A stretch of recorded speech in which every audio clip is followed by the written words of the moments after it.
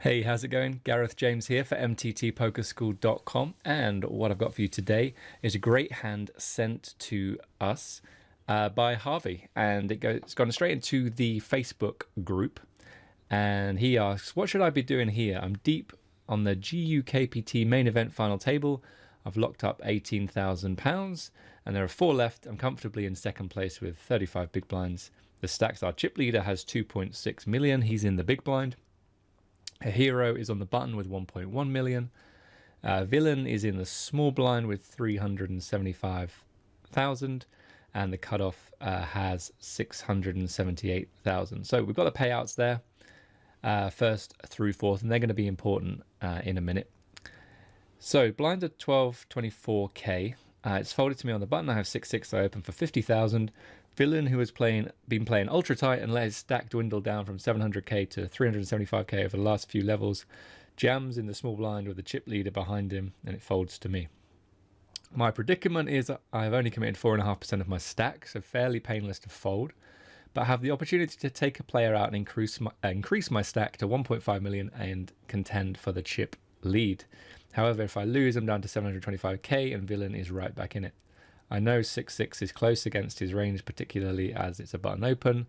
Based on the ICM, etc., should I be calling off a third of my stack? So some really, really good questions here. First thing is 375k at 12.24k is more like 15 bigs, which is going to affect our range somewhat. I do think that obviously the shorter the small blind stack, the easier it is to call off, especially with pocket sixes. The bigger his stack gets, the tighter your range needs to be. Now, a final table presents its own unique problems. If this was early on in the tournament, even if you knew that the small blind was, fairly snug, sixes would be a very, very comfortable raise call here. For 12 bigs, and most of the time for 15 bigs as well. So I don't know if there is a slight error in the calculations here, whether Villain did actually have 12 bigs and so not 375,000. I'm not entirely sure, but we'll go with the fact that he actually has 15 bigs in this situation. Generally, button opens, pocket sixes, very happy to call a 15 big blind shove in the small blind. Now, I did just say a moment ago that if he was playing pretty snug, you could be happy to get it in. Still, against some players, we maybe don't want to do that. We certainly would at 12 bigs, but 15 bigs is starting to get a little bit closer.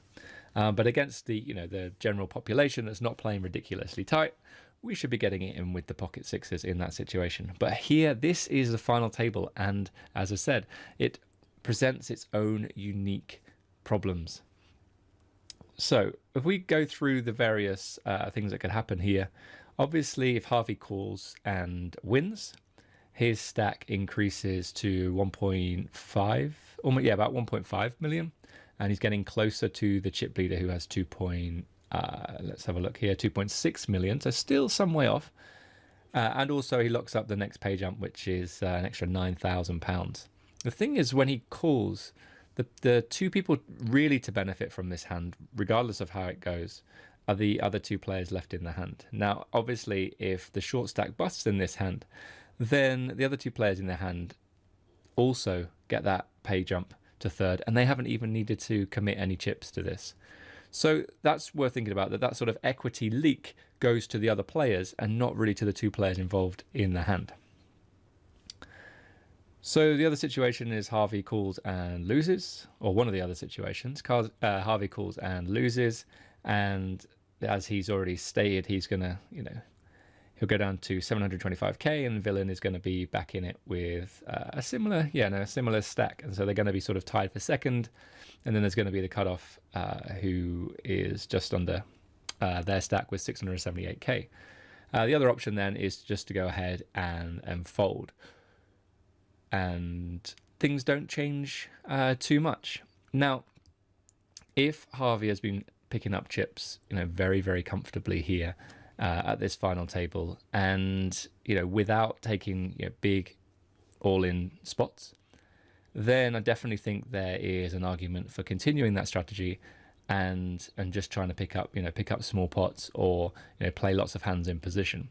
But you do have the chip leader 2 to your left, I guess 2 to your right as well, and he might be presenting some difficult spots and situations for you. So it's you're going to have to assess this for yourself to see, actually, is this a good situation for me to take a sort of lower variance approach, or should I be taking a higher variance approach and calling and going for that pay jump and getting closer to the chip leader. Now, what I like to do in these situations is to see what a program like Holdem Resources Calculator or ICMizer would do in this spot, and then we can adjust the ranges, because what I think we're going to see is it's going to suggest that Harvey can't open too wide because the big blind can just put an enormous amount of pressure on him. But in reality, the big blind probably isn't putting an enormous amount of pressure on Harvey, even though he should be.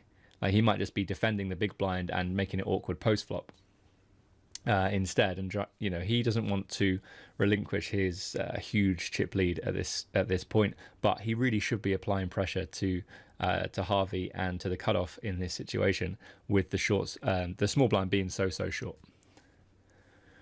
So we'll adjust the ranges, but let's go in. I'll show you how we would do it. So this is Holdem Resources Calculator, and we're going to create an advanced hand. And let me just bring this down so you can see it. I've already put the stacks in here. All the stacks are in cutoff, button, small blind, big blind, 4 players. And then we've got the blinds and the antes, really important to put those in correctly. And then we've got the payouts as well, just the remaining payouts. We don't really need 5th through 9th or any of the other payouts because there's only 4 players remaining. And then we're going to choose this option here, make sure it's clicked onto ICM, Melmuth Harville ICM. Okay, so then we're going to click the next button, and we put in here that Harvey opens for 50k, and in the initial calculation we're going to have the small blind, or the next available raise, to be an all-in raise. And now this is going to have an effect on the ranges that Harvey can open in this spot, because it's going to assume then that the big blind is just going to shove for 35 big blinds here versus a button open, which in practice and reality might not be happening. So we're going to go through that. We're going to click say that the cutoff folds, and we're going to click finish and see what the equilibrium result here is. Now, this is just a model. I've not set it so that we can have flat calls in the big blind. I've just set it so that we can have an open and a jam. So we're going to keep things simple to begin with. Now you can see the range of hands here in this situation. You can see the button could be opening 20% of hands. 6s isn't in that range, but you can see this is a really sort of bizarre and ridiculously sort of constructed range. So I think we need to adjust this. But interestingly, you can see the big blind can go ahead and jam really wide, and then the range of hands that Harvey can call off with is only jacks plus an ace king suited, because there's no real incentive for Harvey to get involved here with a big all-in confrontation and risk busting in 4th place when there's a short stack who only has 15 big blinds. So that's the first thing to think about. Now let's just first see, okay, so if the small blind does shove this range versus the 20%, then Harvey can go ahead and call with pocket 8s plus, ace jack suited plus, ace queen off plus. Now this is an equilibrium response to the button's open. So this is what the small blind should be shoving if the button is opening this range of hands. But I think this range of hands is a little bit ridiculous. I don't think he's going to be opening those hands. I do think all of the ace-x definitely want to be in there. I'm just going to keep on adding all of these hands here. I'm not sure how wide Harvey is going to be opening here, but if we think of it, start off from a non-ICM perspective, then I think there's every reason to believe that Harvey is opening, fairly liberally, fairly wide on the button here. Maybe something like this. I think he can actually go a lot wider if he feels like the small blind is going to be folding too much, but he does still have to contend with the big blind. I don't think we had too much information about how the big blind has been playing. If that had been posted in the comments further down, I must have missed it. So we're not entirely sure how he's playing. We could maybe add in some more hands here, but I don't think we want to go too wide in this situation. So let's go with this range, and then we're going to run the calculation once again.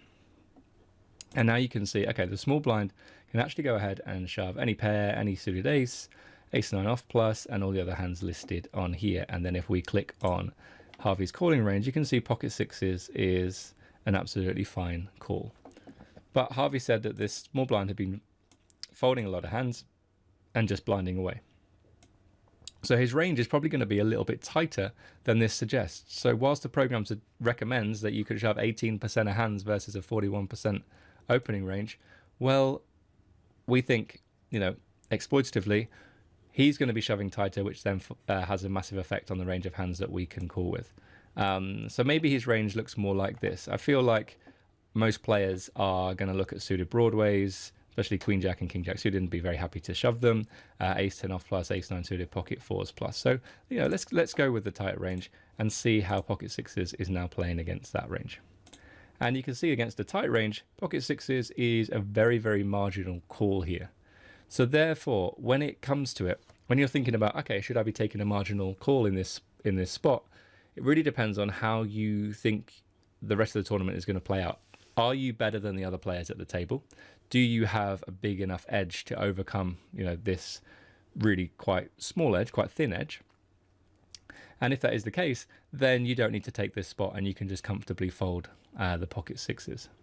Similarly, you can go ahead and you can fold ace jack offsuit in this spot, but I think getting it in with sevens plus ace jack suited plus ace queen off would be absolutely fine in this situation. Now, I guess there's a chance that the small blind is shoving even tighter than this. I'm not going to go through it now, but that's something that I definitely recommend you could try out.